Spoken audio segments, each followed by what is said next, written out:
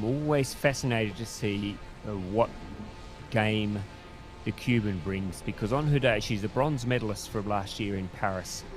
And I remember at the start of, was it last year, she came out and just blitzed everybody at the World Cups, and probably at that stage may even have been the early Olympic favourite.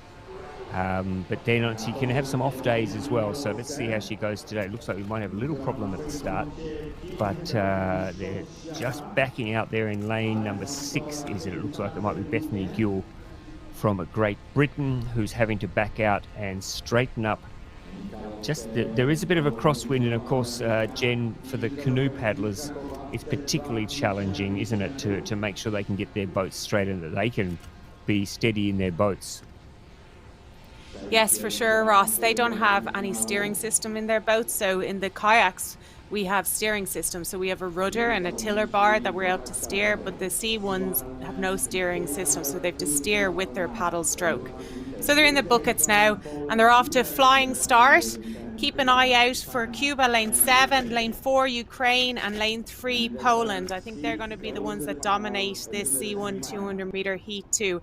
And as we can see, Cuba have gotten away to a flying start. That's Du Bois from Cuba in lane 7. Great to see her here at the Sprint World Cup in Poznan. She's been challenged by Luzanne, who's the Olympic bronze medalist in this event in C1 200 meters in Tokyo 2020. So she's really showing that there's going to be a big race here between Luzanne and Du Bois. But not to forget, top 6 goes straight through to the semi-final, and the 3 best 7th times. So it's Du Bois and Luzanne. Maybe Luzanne finishing the better of the two. It's going to be, oh yes, just, I think, Ludmila Luzanne, just being the professional that she is, timing that to perfection, just edging out Yarasides Chirela Du Bois from Cuba, who went out really, really good and looks to be in very good form. But as does Ludmila Luzanne. Look at that. She's got a business face on. That is the don't mess with me face that she sometimes brings to race day. Just getting that job done, going back into the sheds now and regrouping and thinking about the next race.